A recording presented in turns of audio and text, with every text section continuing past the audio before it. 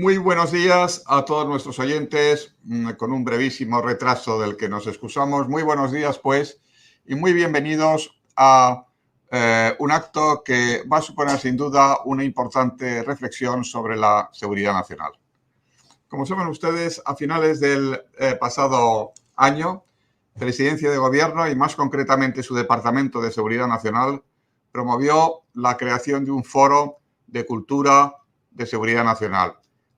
Con participación de la Administración, con muy importante participación de la Administración, pero también y muy señaladamente con los actores más representativos de la sociedad civil, universidades, organizaciones empresariales, sindicatos, medios de comunicación social, organismos deportivos, etcétera. Y además, centros con la colaboración de centros de estudios y de pensamiento dedicados a las relaciones internacionales, los que son comúnmente denominados think tanks.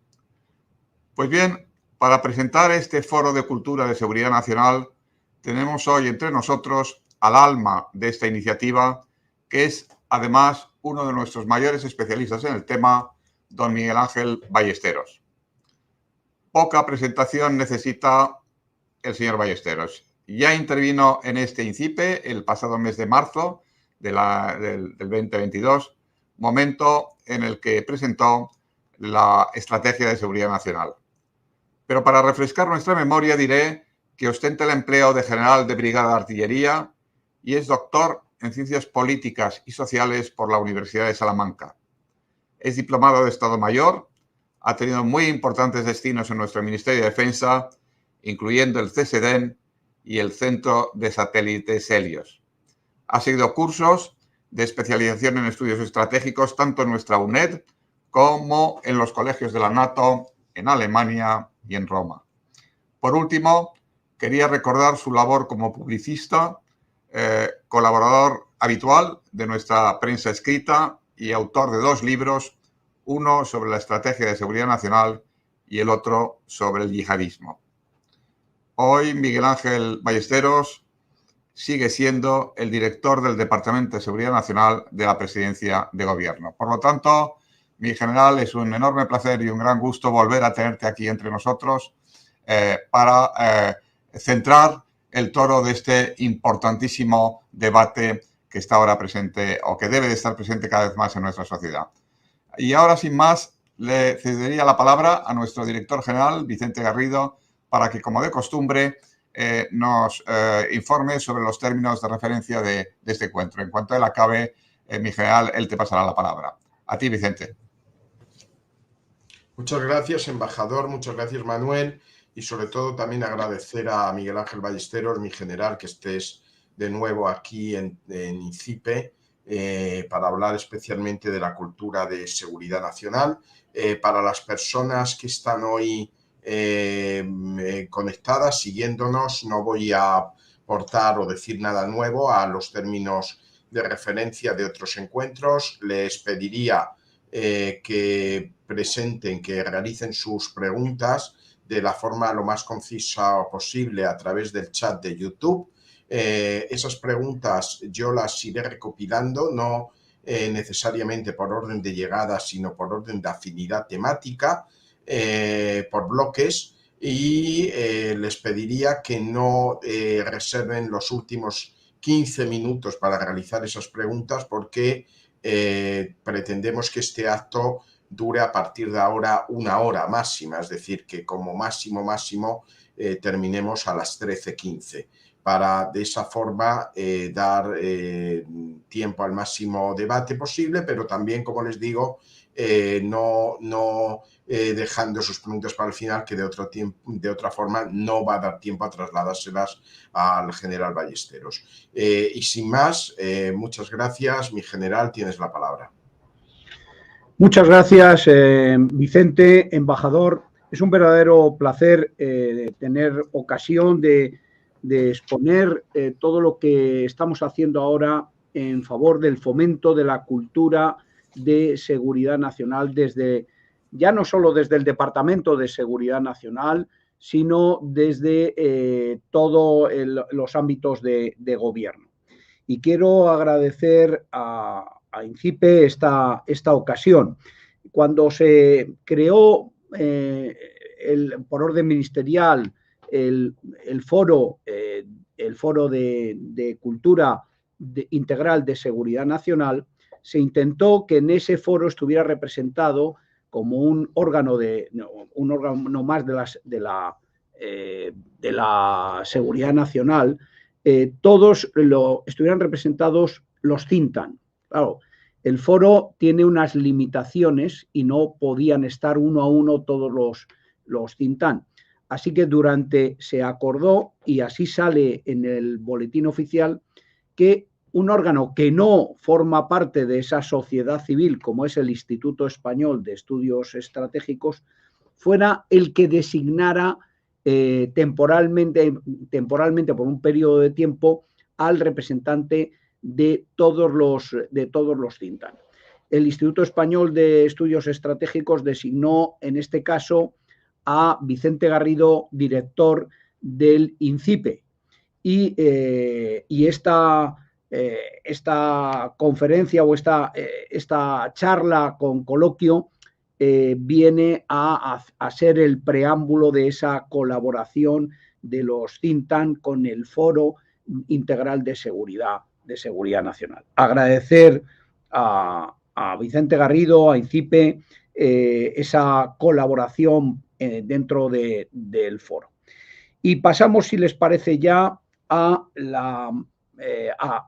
qué es esto de la seguridad nacional. Sé que sobre todo para los think tank, que me consta que muchos están conectados, pues muchas de las cosas que vamos a tocar son conocidas y además trabajadas enormemente.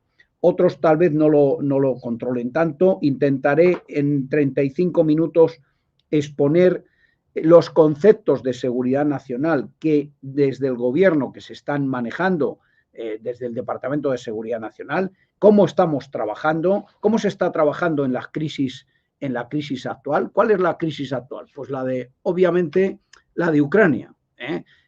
No hemos terminado con la pandemia y ahora estamos con la de Ucrania. Pues mi interés es explicar cómo se está trabajando en este momento, cómo está trabajando el sistema de seguridad nacional y aquellos aspectos más novedosos en los que se está trabajando en seguridad nacional en estos momentos.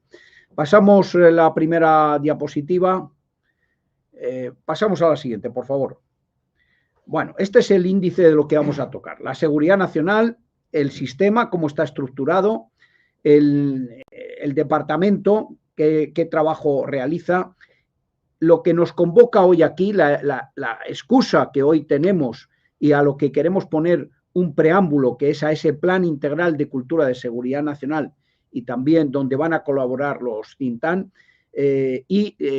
Por último, un coloquio donde trataré de dar respuesta a todas las preguntas, trataré o intercambiaremos opiniones. Pasamos a la siguiente diapositiva. Vivimos en un mundo muy convulso, en un mundo donde los riesgos y las amenazas cambian de la noche a la mañana. No es fácil ver venir las crisis como ocurría en tiempos pretéritos. Ahora se necesita mucha más inteligencia, mucha más información, se necesita sistemas digitalizados que permiten tener al alcance del gobierno muchos datos, miles de datos que hay que integrar en tiempo real, datos en tiempo real, si queremos ver venir las crisis. Y no es fácil. La crisis que hoy tenemos, la de Ucrania, la derivada de la invasión rusa en Ucrania, el Departamento de Seguridad Nacional, por indicación con la autorización del presidente del gobierno, activó una célula de coordinación un mes antes de la invasión, viendo que todos los indicadores, que todo indicaba que eso era posible, era muy posible que se produjera algún tipo de intervención. El departamento definió 5 escenarios posibles. Y esto lo hizo se puso en marcha un mes antes de la guerra.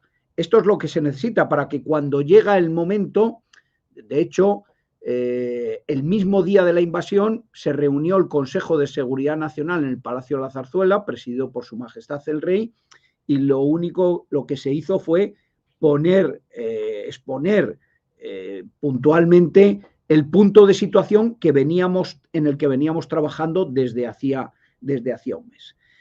El mundo es mucho más complejo porque además ya no nos movemos en los tres espacios habituales, tierra, mar y aire. Ahora nos movemos en el ciberespacio, también en el espacio profundo. Fíjense lo que está ahora con el tema de los globos o otros temas que hay, y estamos hablando de cosas que están a 20 kilómetros, pero a 36.000 kilómetros hay muchas cosas ya en el espacio. Bueno, está también además el espacio cognoscitivo. Siempre ha habido guerra de desinformación, pero ahora con las redes sociales y los medios que hay, la velocidad y la capacidad de modificar la forma de sentir y de pensar de las sociedades es tremenda. Y en sociedades democráticas, donde la opinión de la ciudadanía es clave para los gobiernos, eso es un condicionante enorme.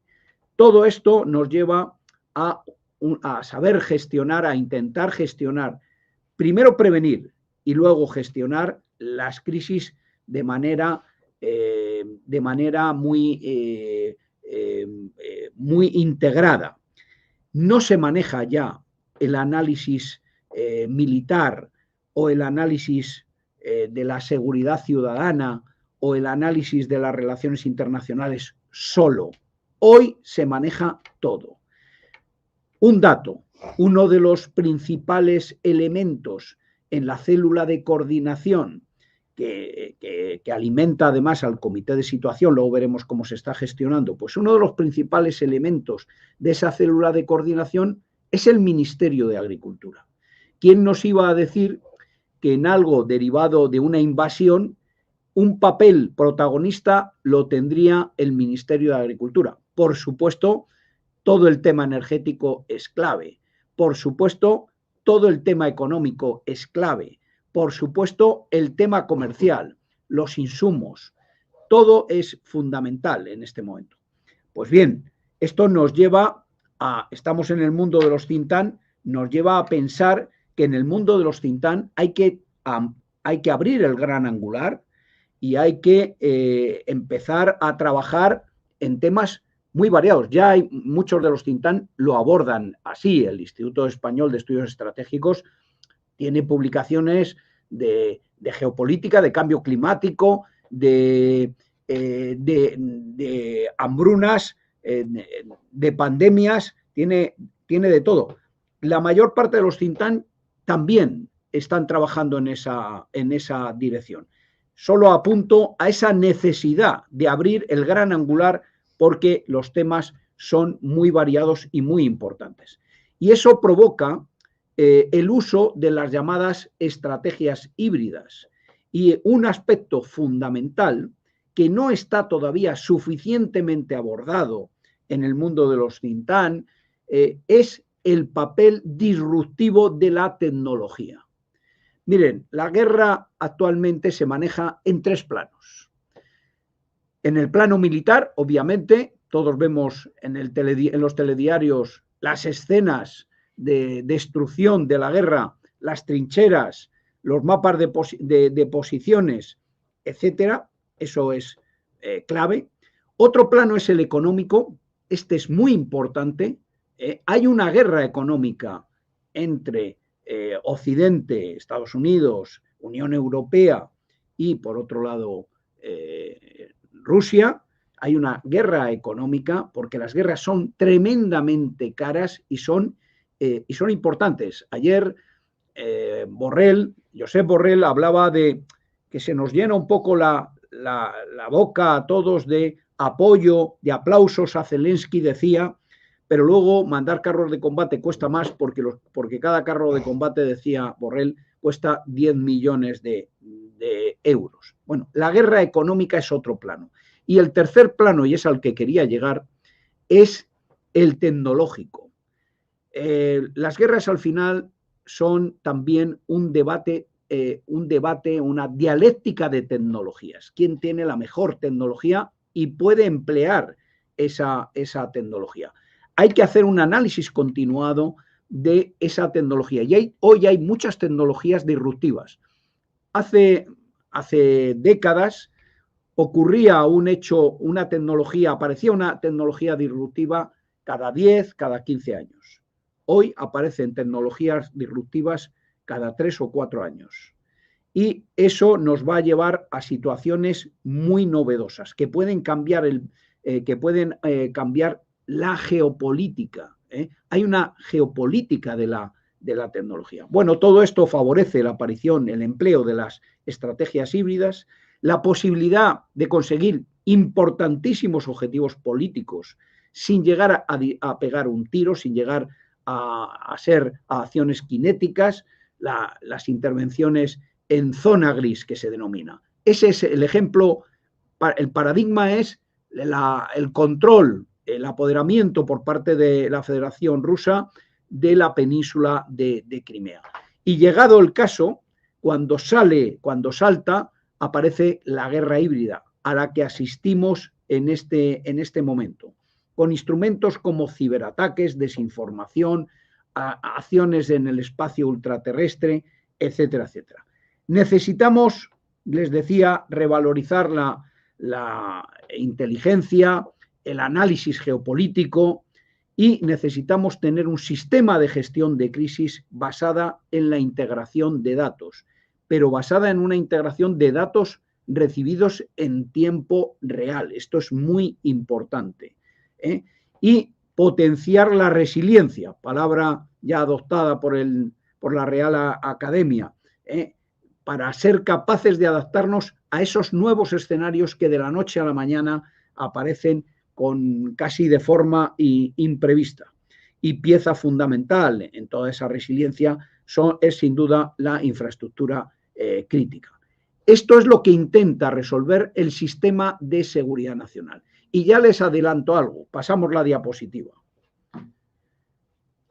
¿Qué tipo de seguridad, ¿A qué tipo de seguridad estamos trabajando? Estamos trabajando en una seguridad, por un lado, colectiva, que compartimos con nuestros aliados, sobre todo con OTAN, con la Unión Europea, donde las Naciones Unidas es una organización de seguridad colectiva, pero en este momento es un instrumento con graves carencias, derivado de que el Consejo de Seguridad de Naciones Unidas está secuestrado por el derecho de veto de uno de sus países, de sus miembros fundamentales, como es Rusia. También estamos en una seguridad cooperativa, una seguridad donde ayudamos, es la que estamos aplicando con Ucrania. Le ayudamos económicamente, le ayudamos con medios y le ayudamos con entrenamiento, pero sin una implicación directa en el conflicto. Y estamos también en el concepto de seguridad humana y haré especial hincapié en este concepto. El concepto de seguridad humana que se acuñó en Naciones Unidas en el año 94 pone su centro de actuación en la protección del ser humano, mientras que la Carta de las Naciones Unidas pone su centro de atención en evitar la guerra. Bueno, pues para poder llegar a esa protección del ser humano, recoge 7 campos de actuación, que es la seguridad económica, la seguridad alimentaria, que es fundamental en estos dos temas, economía y alimentación, son fundamentales en esta crisis que estamos viviendo.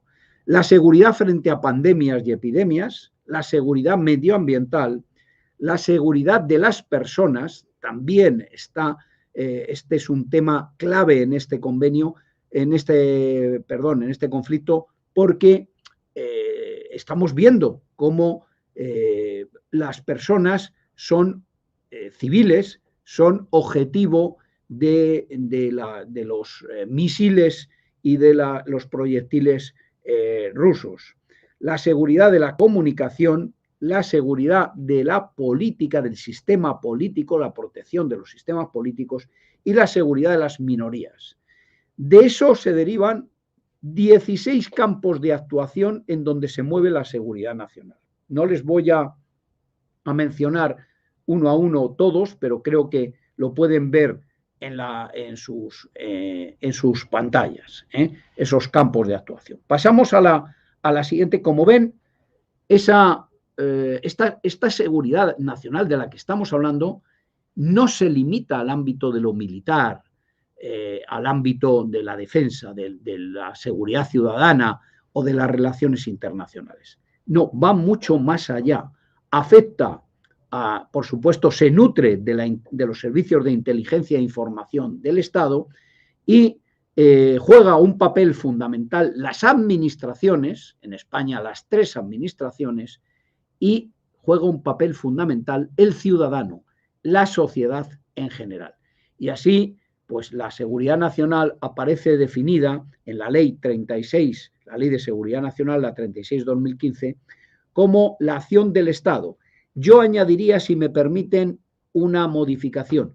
La seguridad nacional es la acción del Estado y es la acción de la nación, que incluye al Estado, la estructura, e incluye al ciudadano, que va dirigida a proteger la libertad, los derechos y el bienestar de los ciudadanos, a garantizar la defensa de España, sus principios y valores constitucionales, y a contribuir con nuestros socios y aliados a la seguridad internacional, cumpliendo con nuestros compromisos. Pasamos a la siguiente.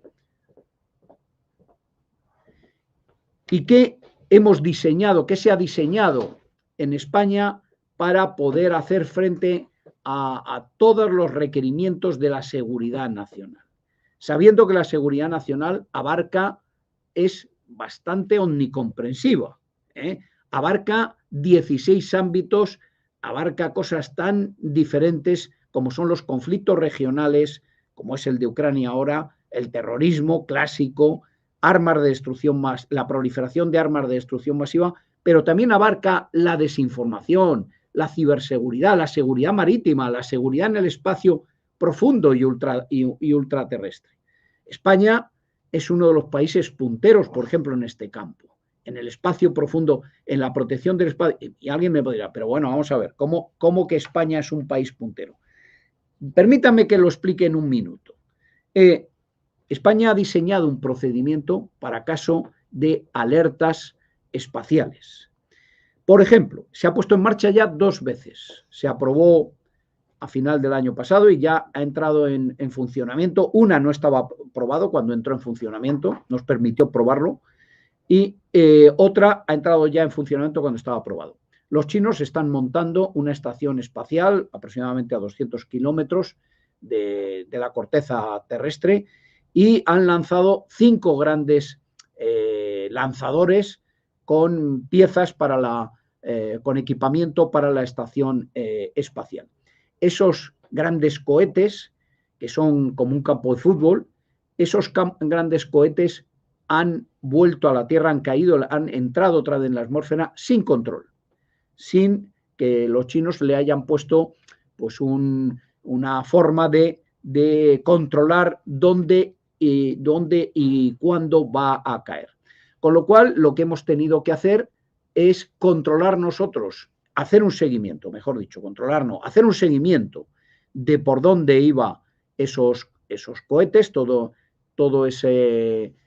esas piezas, que al final eran grandes piezas, y al final definir a qué espacios ponía en riesgo. En España ha caído en el mar.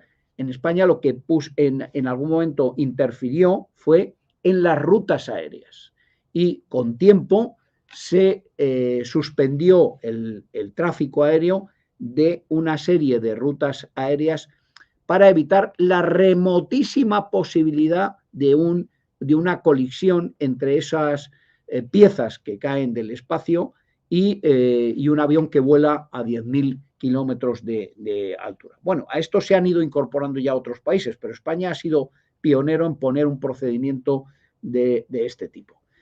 ¿Cómo está montado el sistema de seguridad nacional? El responsable es el presidente del gobierno, que está apoyado por el Consejo de Seguridad Nacional, del que forman parte no todos los ministerios, algunos ministerios, 13, si no recuerdo mal, 5 secretarios de Estado y un director general, que es el que manda el departamento, el que dirige el Departamento de Seguridad Nacional. En ese Consejo de Seguridad Nacional participan luego todos los que se necesiten. El martes pasado hubo una reunión del Consejo de Seguridad Nacional.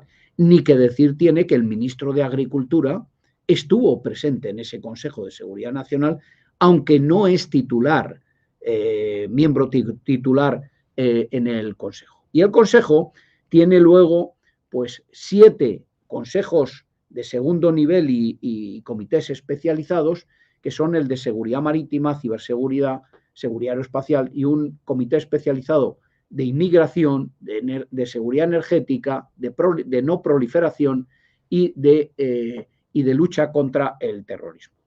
Quien dirige las crisis, el responsable es el presidente, pero está el día a día, o la gestión se la lleva un comité de situación, responsable de la gestión del día a día de las crisis. Ese comité de situación lo preside el ministro de la presidencia.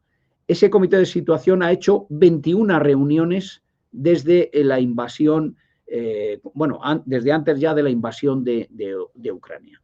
Y un mes antes, como les contaba, se activó una célula de coordinación, no de todos los ministerios, de los ministerios que están implicados en esta crisis. Ese comité ha ido creando grupos de trabajo.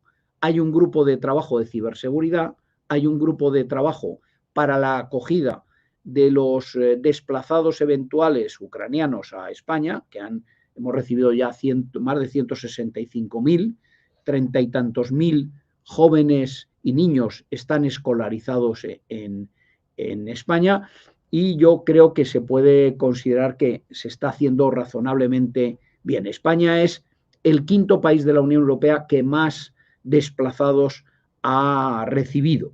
Hay otro grupo de trabajo de seguimiento de sanciones. En este momento se han inmovilizado capital y bienes, barcos, aviones de oligarcas rusos que están sancionados por la Unión Europea por valor de 1.022 millones de euros. Hay otro grupo de trabajo para la reconstrucción de Ucrania y un último grupo de trabajo para el seguimiento del ahorro energético, del recorte de ahorro energético.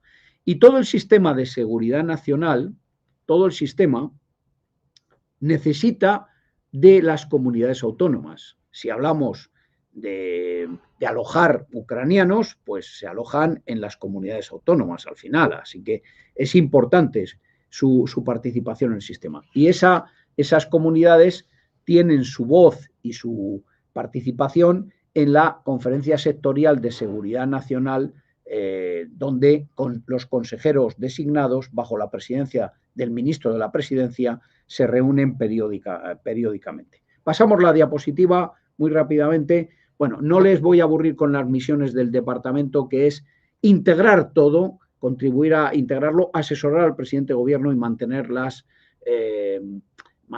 el sistema de alerta y mantener las redes de comunicaciones especiales, la famosa malla Bravo. Pasamos.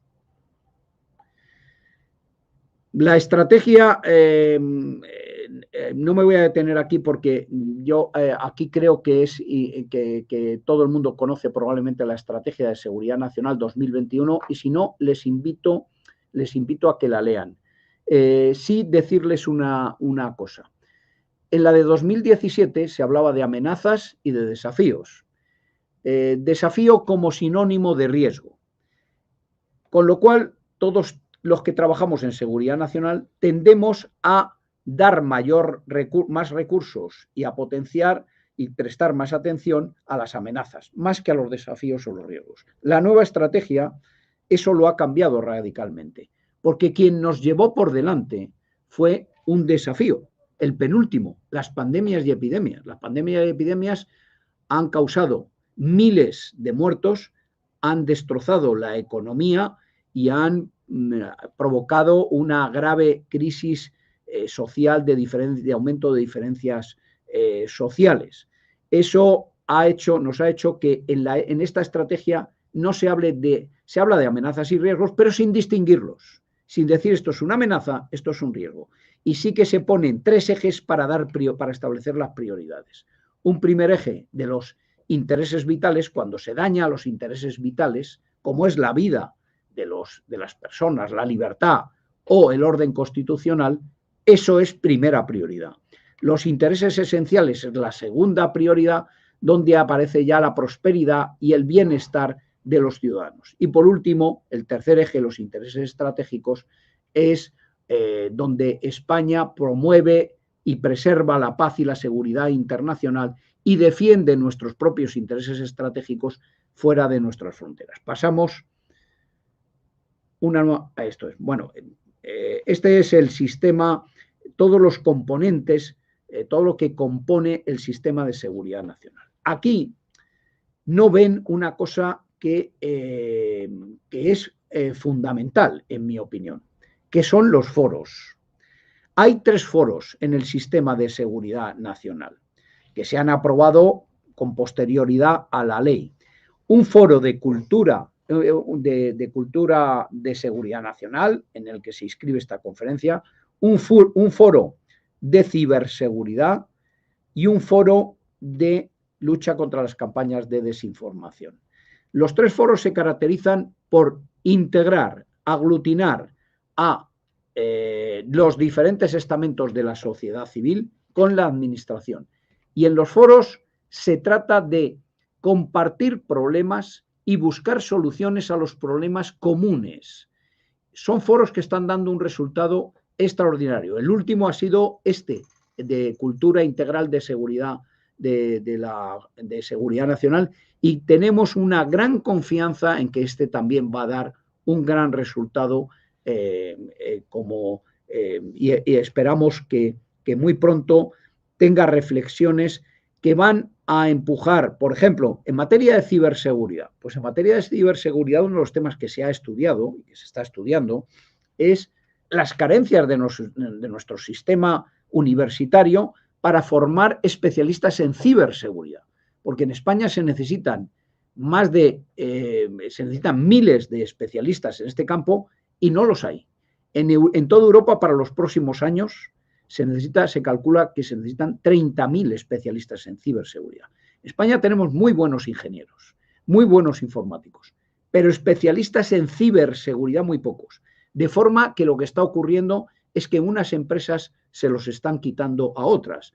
Aquí siempre quien pierde más es la administración, porque la administración no se caracteriza por sus grandes sueldos. Así que el propio Departamento de Seguridad Nacional de vez en cuando ve como gente que adquiere experiencia en materia de ciberseguridad acaba marchándose al mundo de la empresa. Pasamos. La ley entramos ya muy rápidamente, no sé cómo vamos de tiempo, 5 minutos, pues 10 minutos. Bien, pues entramos ya en los temas de cultura de seguridad nacional.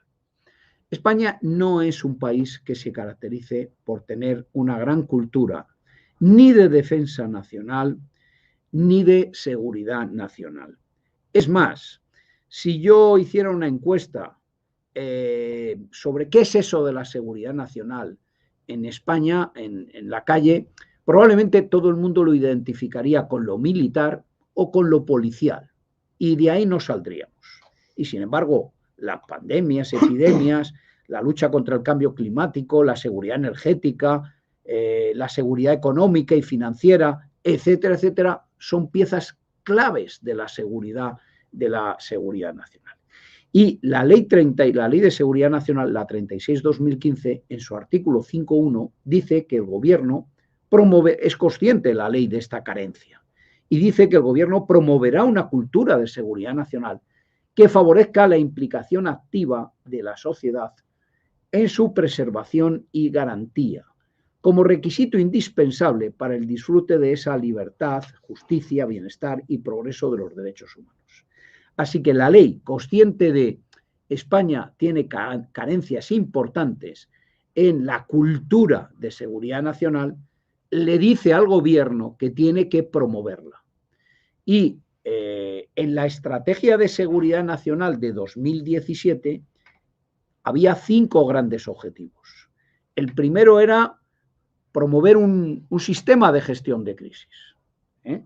El segundo era elaborar o aprobar un plan integral de cultura de seguridad nacional. Bien, pues esto se ha hecho ya. Este plan se ha hecho. Y ese plan tiene como objetivo aumentar la concienciación social sobre el carácter imprescindible de la seguridad nacional y de la corresponsabilidad de todos en su salvaguarda. La seguridad nacional, yo digo que es como el aire. Mientras no te falta, no lo echas de menos ni le das ninguna importancia. El día que te falta, algo es la salud, algo notas esa carencia inmediatamente. Los parámetros en los que se desarrolla, con los que se desarrolla este plan son 3. Primero, está basado en un concepto de la seguridad nacional, está basada en torno al concepto de seguridad humana y es muy amplia y pone al ciudadano en el centro. Y si el ciudadano no toma conciencia de que es pieza clave en la protección de la seguridad nacional él mismo, no podemos resolver el problema. Pensemos en la ciberseguridad, para poner un ejemplo sencillo. Hoy se ha puesto, iba a decir de moda, por necesidad, el teletrabajo. El teletrabajo implica que cada ciudadano que teletrabaja tiene acceso a su sistema, al sistema de su empresa o de la administración donde trabaja, mediante claves, mediante una clave o un doble check, etcétera, etcétera. Bien, el tener conciencia de que esa clave le da, no se puede compartir, que hay que protegerla, que le podría dar a alguien acceso a información sumamente delicada, aunque ese ciudadano no tenga acceso a esa información delicada. Bueno, yo solo accedo a mi ordenador, no tengo información. Sí, pero le estás dando acceso a una red. Y esa red, él se va a colar ahí, en esa red. Y ahí va a esperar el tiempo que haga falta, semanas, meses, hasta que consiga tener privilegios de administrador. Y ese día él sí podrá entrar a acceder a información clasificada, información importante. Y también, y la sacará, la obtendrá y la sacará. Y cuando haya terminado de sacar esa información, venderá el acceso a la red a un grupo paraestatal o de cibercrimen, y esos entrarán y en un fin de semana encriptarán los ficheros con un ataque de ransomware y pedirán un rescate a esa empresa o a ese negociado para buscar, para obtener un beneficio de todo eso. Pues todo empezó porque un ciudadano no tuvo cuidado, no tuvo conciencia de que él era una pieza esencial en el sistema de seguridad nacional, concretamente en el ámbito de la ciberseguridad. El tener conciencia de que hay que vacunarse cuando tenemos una epidemia o una pandemia es fundamental, porque eres una pieza del sistema de seguridad nacional, en este caso del ámbito sanitario. Si no, serás un portador del virus y un contagiador de ese virus a terceras personas. El siguiente elemento, el parámetro en el que se mueve, en el que se desarrolla el plan, son los mensajes. Mensajes que ayuden a explicar la seguridad nacional, que es proteger la vida del día a día, que es proteger lo cotidiano. Aquí todos los think tanks están muy acostumbrados a transmitir mensajes de análisis geopolítico. Bueno, lo que sugerimos nosotros es que hay que ir más allá de los análisis geopolíticos, del análisis económico, que se hace también en muchos think tanks. Hay que trabajar con el gran angular. Y por último, para poder para poder activar este plan y hacerle un seguimiento, se aprobó el plan y se aprobaron también 2 grupos de trabajo. Pasamos a la siguiente. Esos 2 grupos es un grupo interministerial que hace el seguimiento con representantes de todos los ministerios, que hace un seguimiento y una evaluación de la cultura de seguridad nacional. Tiene que ser el impulsor de las actividades sectoriales conjuntas, también cada uno en su ámbito. El Ministerio de Universidades en las universidades, el Ministerio de Sanidad en el ámbito de la sanidad con las comunidades autónomas, etcétera. Y hay un segundo foro que es el Foro Integral de Cultura de Seguridad Nacional, del que forma parte esa colaboración pública-privada a la que me he estado refiriendo continuamente. Como ven, los elementos del plan son 10 comunidades de referencia que reciben y que aportan información sobre la cultura de seguridad nacional. Y van desde las Cortes Generales, pasando por las administraciones públicas e instituciones, tanto la central, la autonómica como la local, como la administración de justicia, los partidos políticos, las comunidades educativas, las organizaciones de la sociedad civil, sectores empresariales y sindicales, asociaciones profesionales de investigación y culturales, medios y plataformas de comunicación y comunidades digitales. Y se trabaja en 4 ámbitos de actuación, que son la formación, que es pieza clave, la comunicación pública y divulgación institucional. Si nos diera tiempo pondríamos un vídeo, me parece que está preparado, no sé, sí. También tenemos que trabajar hacia el exterior. Esto es muy importante. Es proyectar España y el valor de lo que es España fuera, más allá de nuestras fronteras. Otros, a través de campañas de desinformación, intentan desprestigiarnos. Intentan desprestigiar a una España democrática, ejemplar, rigurosa, que respeta los derechos humanos, e intentan crear un mundo de posverdad en contra de esa realidad de lo que es España. Y eso hay que hacerlo en los medios internacionales y trabajando fuera de España. Y por último, la participación activa de la sociedad, del sector público y del sector privado. Pasamos a la siguiente, por favor. Bueno, para esto, como les decía, se creó el Foro Integral de Cultura de Seguridad Nacional. ¿Y quiénes son miembros de este? ¿Qué miembros componen el foro? Pues miren, el director es el director del Departamento de Seguridad Nacional, así que en este caso me toca a mí. Tiene 3 vicepresidencias, una la del Ministerio de Asuntos Exteriores. Les recuerdo que un tema fundamental es ayudar a crear una buena imagen de España fuera de nuestras fronteras. El Ministerio de Defensa y el Ministerio del Interior. Hay representantes luego también de ministerios como el de Educación y Formación Profesional, universidades, derechos sociales y Agenda 2030, de Inclusión, de la Secretaría de Estado de Comunicación, la Sociedad Estatal de Participaciones Industriales, la SEPI, el Consejo Superior de Deportes o ayer daba yo una conferencia a todas las federaciones porque la escuela y el deporte, más allá de la familia, son los principales vehículos de transmisión de valores.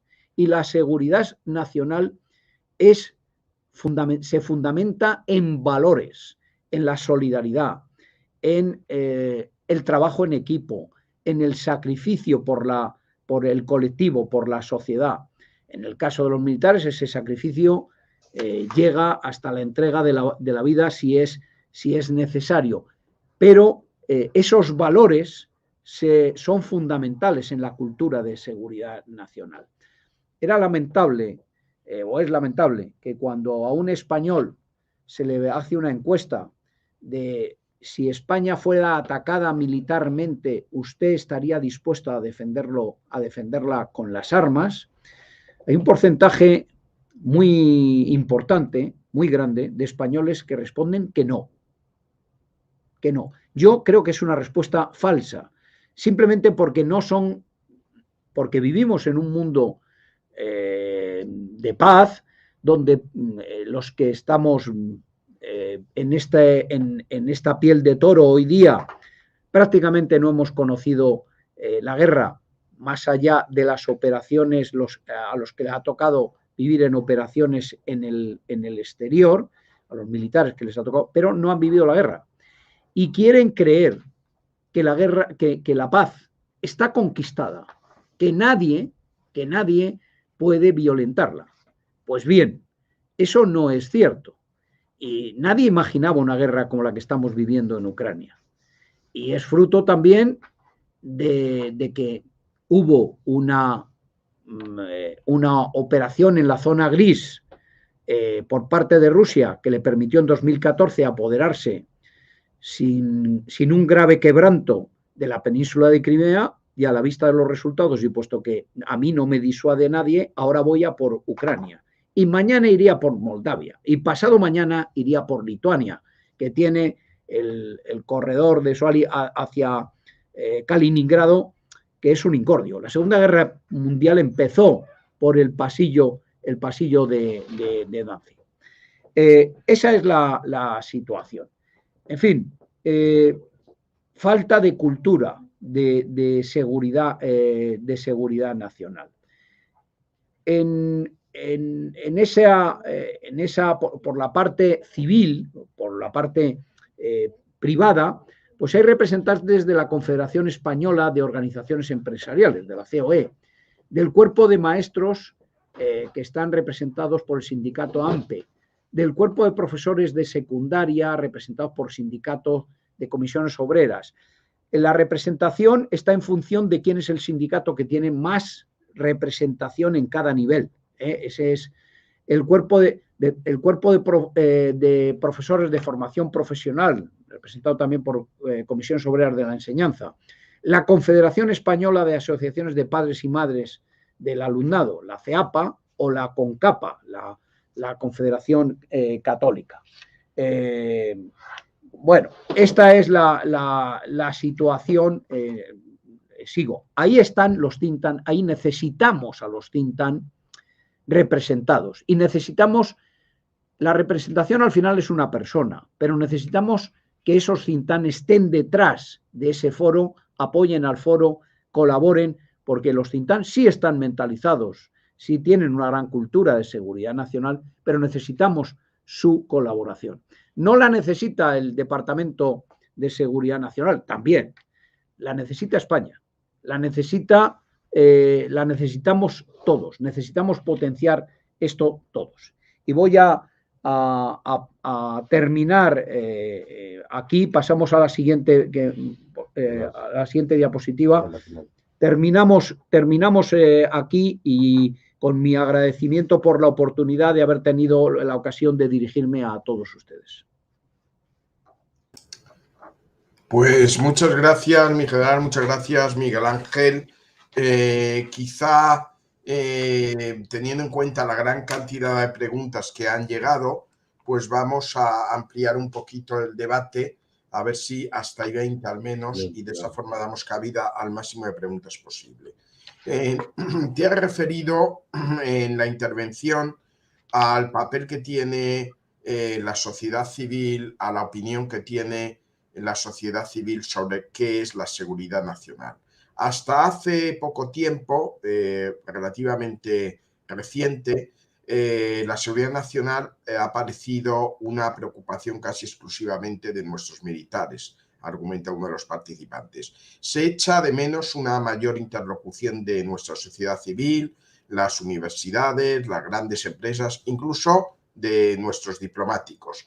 ¿A qué crees que se debe esto? ¿Puede y debe cambiar esto? ¿Responde precisamente esta reflexión o esta preocupación a los esfuerzos de crear una cultura de seguridad nacional en España? Sí, muchas gracias por la pregunta. Desde luego coincido plenamente en que hay graves carencias en esta materia. Hay ministerios que llevan trabajando muchos años. El Ministerio de Defensa lleva fomentando la cultura de defensa nacional desde el año 2002. Desde el 2002 hay un programa, el CSDEN, los Cintan lo conocen bien, el embajador Vicente lo conocéis bien, la labor que hace el CSDEN. En un momento determinado, el Instituto Español de Estudios Estratégicos abrió el abanico ya hace años y empezó a trabajar en la defensa y la seguridad nacional. Y hizo publicaciones de muchos, abriendo ese espectro. Fruto de esa carencia es el mandato de la ley, que es un mandato de la ley, para el gobierno, de, oiga, ponga en marcha un plan. Y esto es lo que estamos haciendo.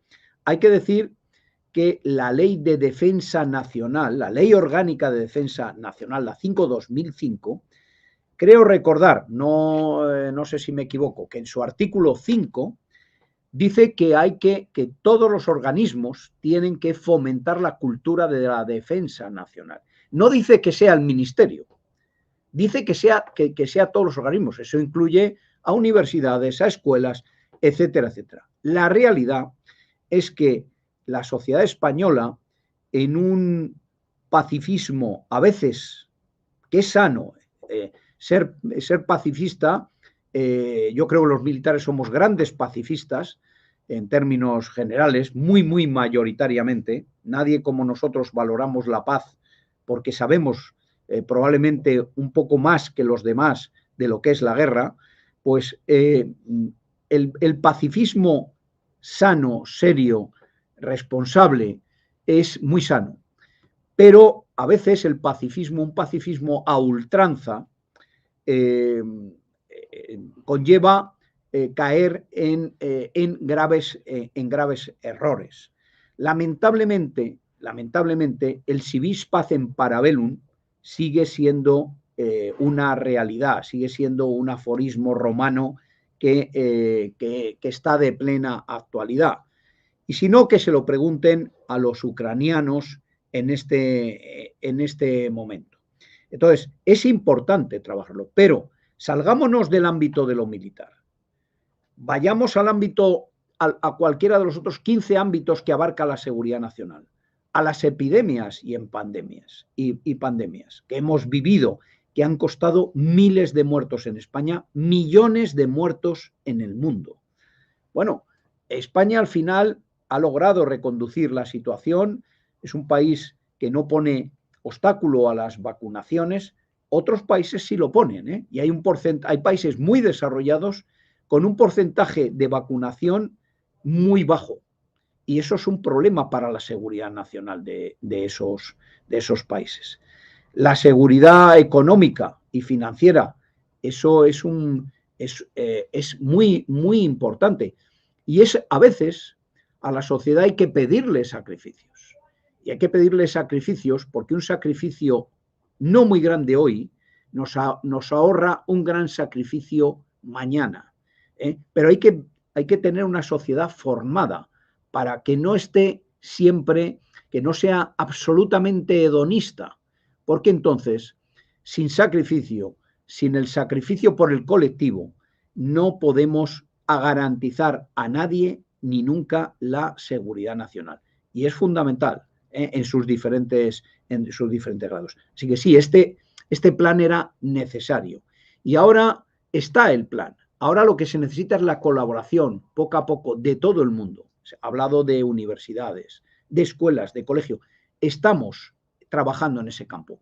En los planes educativos no hay ninguna asignatura, ni hace falta, sobre seguridad nacional. Pero sí se han tocado transversalmente muchos temas que son fundamentales. Miren, en Francia hay un sistema de formación de los jóvenes desde el liceo, que culmina con lo que se llama le parcours de séjour, que se les va introduciendo en lo que la República hace por el ciudadano, y lo que el ciudadano tiene que hacer por la República. Eso forma parte de la formación del ciudadano. Bueno, a nosotros eso se están poniendo las bases para trabajar de esa manera también. Muchas gracias. Precisamente a una cuestión que te acabas de referir, el papel de las universidades. La universidad, nos pregunta otro participante, parece un ambiente adecuado para que se debata un tema, el de la seguridad nacional, que no parezca solo limitado a los organismos estatales y algunos think tanks, centros de investigación. ¿Cuál sería, aunque has elaborado algo y has adelantado algo en tu respuesta, qué papel debe desempeñar la universidad?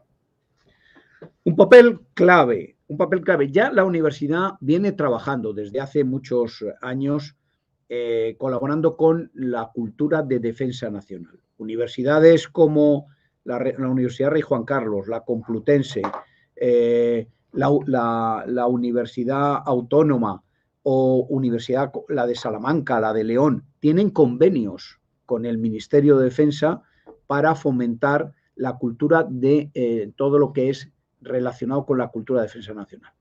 Pero ahora hay que ir más allá. A ver, si las epidemias y pandemias son un tema fundamental en la seguridad nacional, las facultades de medicina tienen que estar también en estos temas. Si la seguridad energética hoy es fundamental para toda Europa, y tenemos garantizada esa seguridad energética, la tenemos garantizada, pero los precios de la energía no están garantizados. Es importante que en las escuelas de ingeniería industrial, de las ingenierías donde se trabajan los temas energéticos, también aparezcan los conceptos de seguridad energética, que es distinto de la política energética. La política energética es la que cada gobierno, el gobierno establece cómo se va a abastecer a las necesidades energéticas del país, basada en energía solar, eólica, ciclo combinado, nuclear, en qué porcentajes, dónde, cómo van, de qué proveedores, a qué proveedores debemos y podemos comprar, evitar los monopolios, etcétera, etcétera. Pero luego tiene que haber además una estrategia de seguridad energética que dé seguridad de que a España no le van a faltar nunca la energía necesaria. En España la hay, España la hay. Y fruto de que la hay, pues es que España no tiene problemas de seguridad energética. Llama la atención que un país como Alemania, cuando el día anterior a la guerra, tenía una dependencia de la energía rusa de un 62%. En España está prohibido tener una dependencia superior al 49% de un solo país. Y desde luego no había ningún país que pasara del 43%, que era en materia de gas, era Argelia. ¿Por qué? Porque la diversificación elimina o aplana el riesgo y elimina las amenazas. En España tenemos 7 plantas regasificadoras. Teníamos una inactiva, la del Musel, en Gijón. Bueno, ahora la hemos activado y la hemos activado en favor de nuestros socios y aliados europeos, utilizándola como reserva. Hay reservas subterráneas y reservas en las plantas de regasificación. De todo esto hay que hablar en las universidades. Les decía, en ciberseguridad tenemos unas magníficas universidades formando ingenieros, pero no tenemos especialistas en ciberseguridad. ¿Por qué? Porque hay carencias. Esa falta de cultura no nos ha hecho ver o no nos ha permitido vislumbrar que esto iba a llegar. El año pasado, las administraciones españolas, sufrieron más de 55.000 ciberataques, de los cuales 71 fueron críticos. La administración central sufrió 9, la administración autonómica 24, el resto hasta 71 los ayuntamientos, la administración local. Críticos es que te paralizan, te paran y generan un gravísimo problema a los ciudadanos. Necesitamos que las universidades se impliquen y que tengan esta visión amplia, de gran angular, porque la mayor parte de las facultades pueden trabajar, organizar seminarios, organizar conferencias, cátedras de seguridad nacional. La seguridad nacional es muy amplia, suficientemente amplia como para que trabajemos todos. En el foro, en todos los foros de ciberseguridad, de desinformación, de cultura, está un representante de las universidades, que lo designa la CRUE, el Consejo de Rectores de Universidades de España. Sí, muchas gracias de nuevo. Vicente Palacio, director del Observatorio de Política Exterior de la Fundación Alternativas, OPES, gracias Vicente por seguirnos. Pregunta, ¿en qué lugar dentro del nuevo planteamiento de cultura de seguridad nacional se sitúa para el gobierno el aumento presupuestario en defensa ya en marcha? Pues yo creo que está todo unido. Muchas gracias, Vicente, y un abrazo desde aquí, desde el DSN. Yo creo que va todo unido. El que el gobierno tenga conciencia y conocimiento de lo que implica la seguridad nacional. Fíjense, dice, bueno, pero estamos hablando del presupuesto de una cosa, de uno de los instrumentos muy importante que es las Fuerzas Armadas. Pero es que las Fuerzas Armadas es un instrumento en manos del Estado muy poderoso y interviene ejerciendo una labor de disuasión frente a posibles riesgos y amenazas de terceros, pero interviene también cuando hay una catástrofe o hace política de defensa diplomática, yéndose a echar una mano a Turquía con motivo del terremoto, o llevando el Juan Carlos I, desviándolo de una operación en la que estaba inmerso, y el Galicia para apoyar a Turquía. Incluso el Juan Sebastián Elcano, cuando va visitando, en su crucero anual de formación de los guardiamarinas, desarrolla una importantísima labor diplomática. Es diplomacia de la defensa. Pero es, sin duda, el incremento de presupuesto es el incremento más grande de toda la historia, que yo ya tengo muchos años. Yo no recuerdo ningún incremento como este. Hay quien dice, es la guerra de Ucrania. Yo les digo, el incremento empezó antes de la guerra.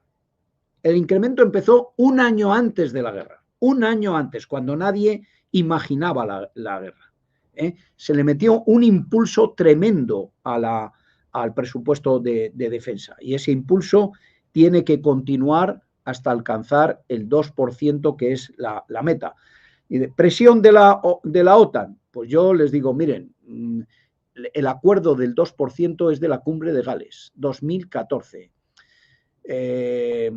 No se había incrementado prácticamente nada el presupuesto, pues porque siempre hay necesidades y se había sacrificado. Defensa es un gran sacrificado. Yo creo que al César lo que es del César y a Dios lo que es de Dios. El presupuesto de defensa, en lo que va en los últimos 2 años, ya con el 23-3, ha sufrido esa no es la palabra, ha recogido un importante incremento, y y eso hace mucho más eficaz a nuestras Fuerzas Armadas para resolver muchos de los problemas que se han planteado o que se pueden plantear. Ya aquí les remito al papel que jugó las Fuerzas Armadas, no solo la UME es la punta de lanza durante la pandemia. Durante la pandemia han jugado un papel muy importante en muchos aspectos. Gracias de nuevo. ¿Contempla la DSN medidas de formación en lo que a cultura de seguridad nacional se refiere, dirigido a los empleados de las administraciones públicas autonómicas? Pregunta Francisco Javier Pilar. Pues esta es una buena pregunta, y además la recojo porque me parece una buena idea. Estamos ahora ampliando el sistema de seguridad nacional a las comunidades autónomas. Las comunidades autónomas, como la Administración Central, han sufrido un gran shock con la pandemia, porque quien gestiona los hospitales es la Administración Autonómica. Y por mucho que quisiera la Administración Central gestionar la sanidad nacional, es imposible, no tiene capacidad. No se puede pasar de gestionar 2 hospitales con los recursos que eso requiere, que son Ceuta y Melilla, a pasar a gestionar no sé cuántos hospitales hay en España, entre públicos y privados, porque durante la pandemia era todo, pero debe de haber más de 300 hospitales. No me tomen el dato como correcto porque es un dato supuesto por mí. Yo creo que eso nos ha hecho tomar conciencia a todas las administraciones, a la central, a la autonómica, a la local, de que todos somos importantes en materia de seguridad nacional. Y de hecho, nosotros estamos ahora en un proceso de expansión de las mallas de comunicación.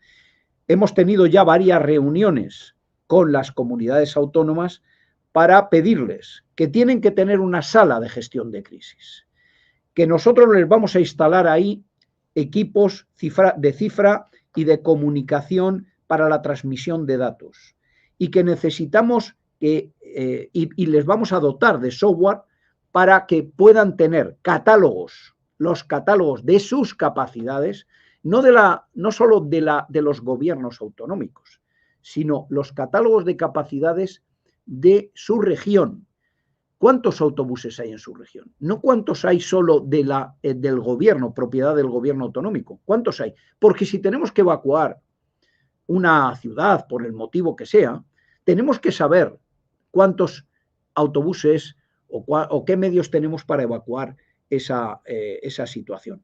Si necesitamos saber cuántos contagios se produjeron ayer en España para estar alerta, necesitamos que esa información pase automáticamente de forma digital, respetando, por supuesto, todas las transferencias del Estado. Pero los canales de comunicación tienen que estar y necesitamos que tome conciencia todo el mundo de que todas las piezas son fundamentales en el sistema de seguridad nacional.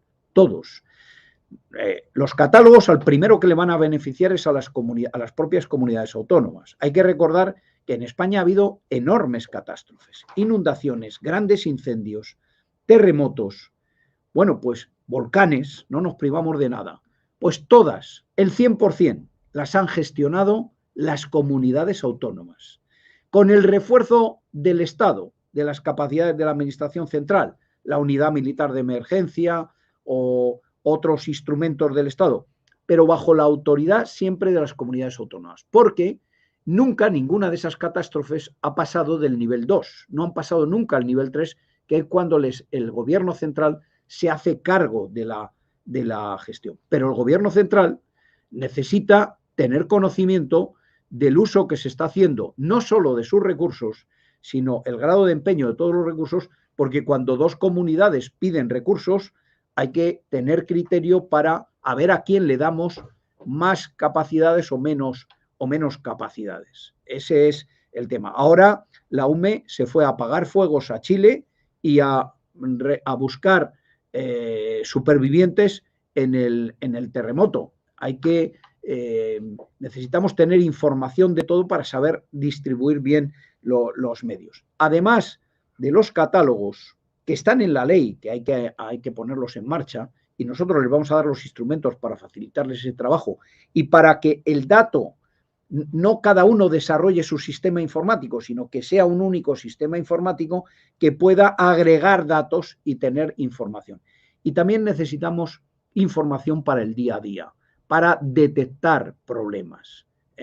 Si se hubiera detectado el grado de contagios en España o en cualquier otro país de la pandemia, probablemente se habrían adoptado medidas de cierre mucho antes, pero los datos que había no eran suficientemente significativos como para adoptar una medida tan grave como la de hundir la economía de un país. Les recuerdo que el día 12 de marzo de 2020, el número de contagiados de los que tenía constancia el Ministerio de Sanidad era de 1.500 y pico. Hoy, después de haber consolidado datos 3 semanas más tarde y después de los cálculos que se han hecho, hoy sabemos que eran 70.000, más de 70.000 contagios, de los cuales graves eran 7.000 y pico. 7.000, no 1.000 y pico. ¿Qué fallaba? El sistema. El sistema no estaba preparado para ese tipo de epidemias o de pandemias. No estaba preparado. Esto lo tenemos que resolver ahora.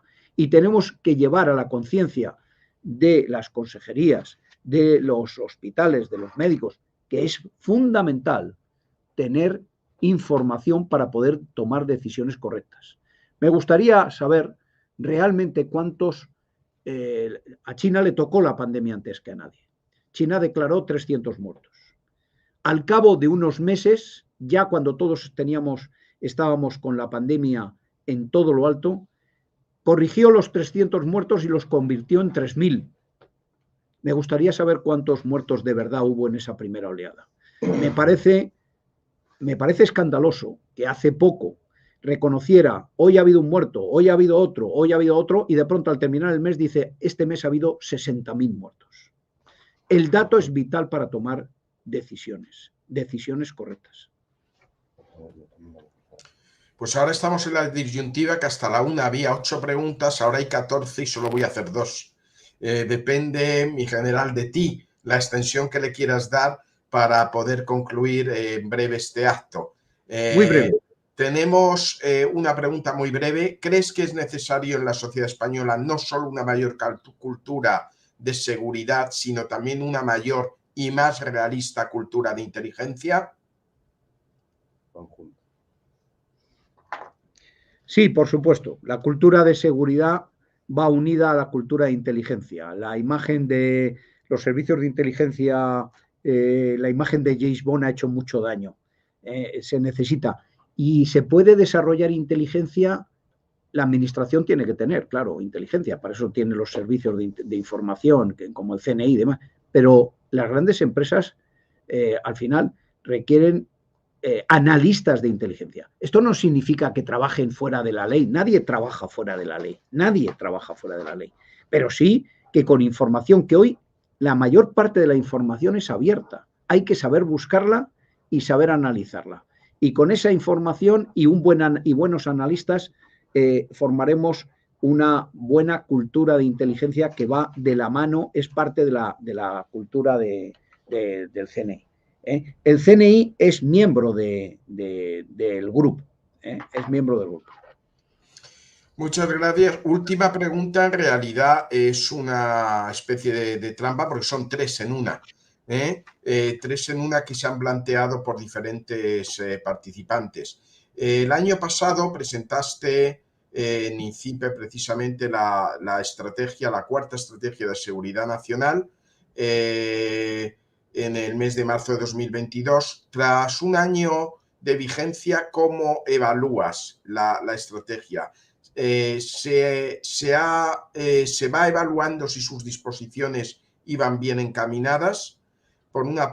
¿Se han tenido en cuenta en esa estrategia la brújula estratégica de la Unión Europea y el nuevo concepto estratégico de la OTAN? Y por último, ¿han intervenido las comunidades autónomas en la elaboración de nuestra estrategia de seguridad nacional? ¿Lo hacen en su desarrollo todas las comunidades autónomas?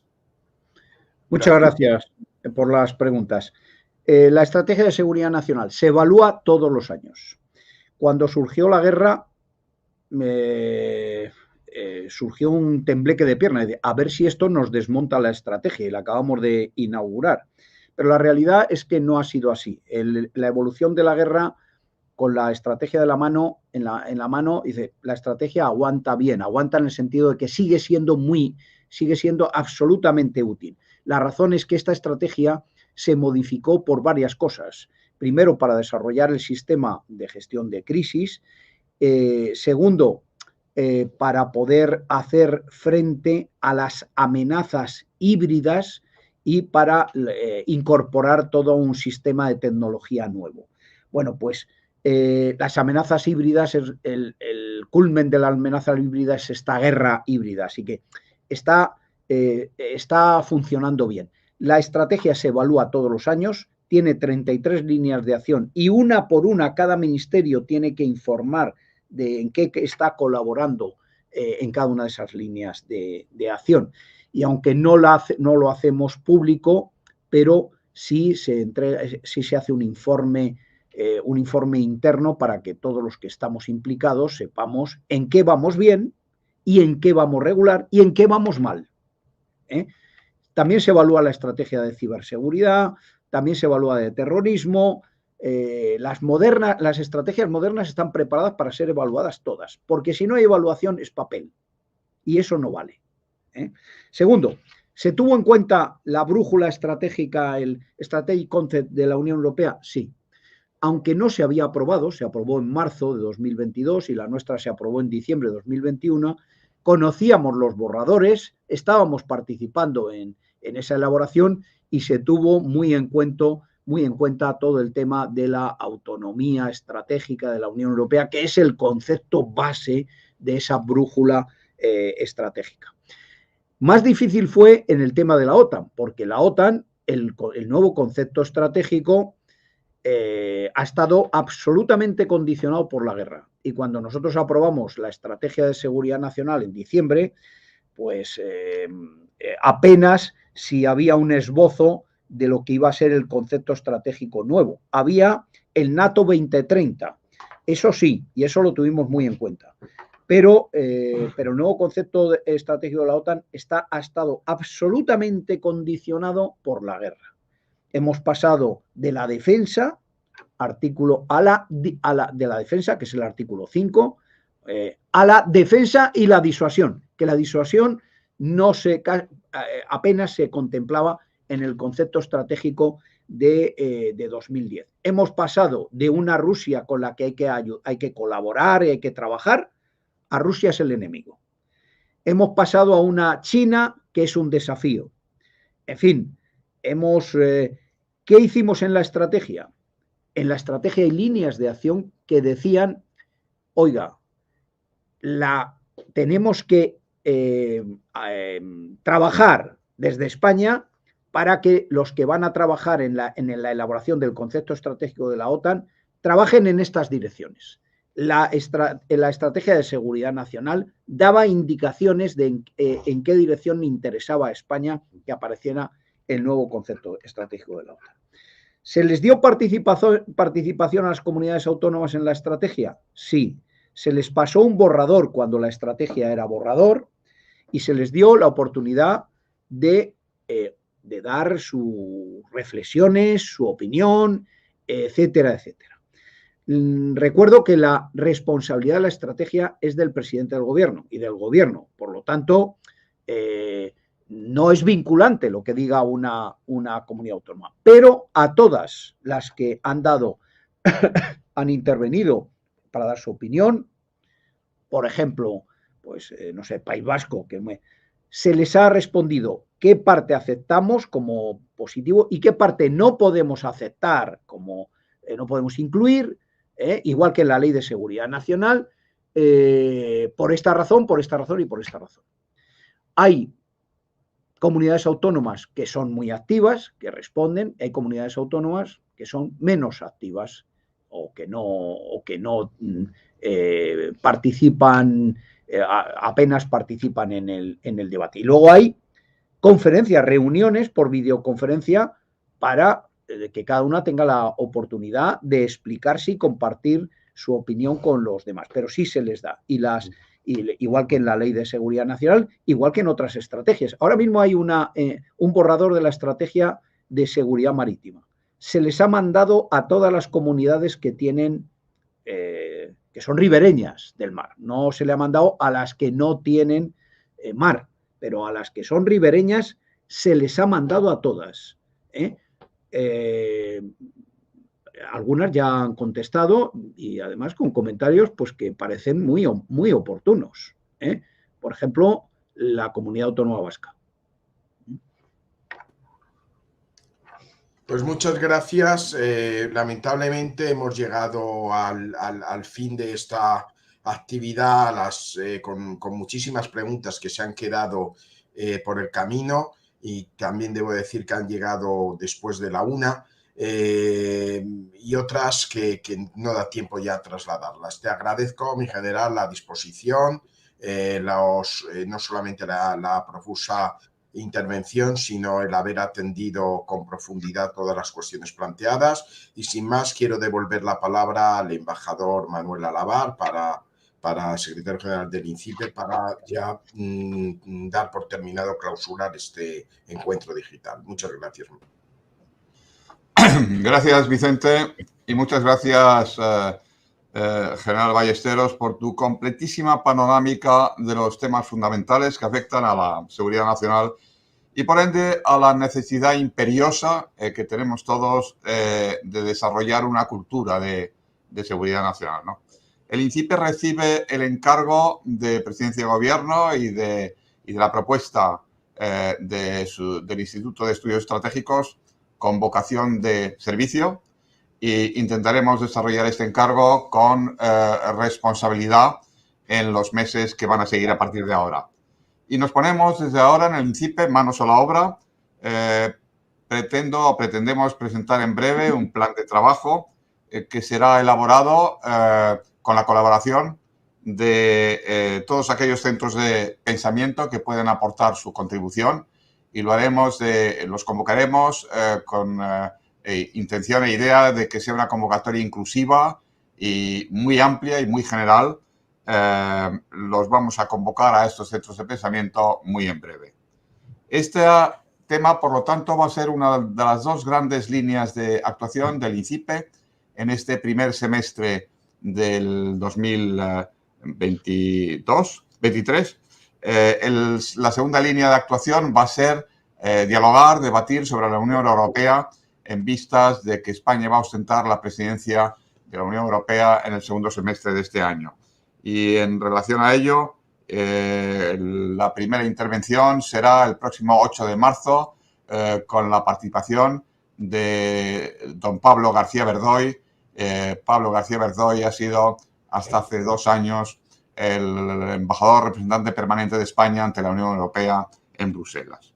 Y en paralelo a estas dos grandes líneas de actuación tendremos otros actos puntuales que anunciaremos en breve. Muchas gracias, por lo tanto, de nuevo a Miguel Ángel Ballesteros y a todos sus colaboradores en el Departamento de Seguridad de Presidencia de Gobierno, y a todos ustedes, muchas gracias por su asistencia y su presencia en este acto, y hasta muy pronto.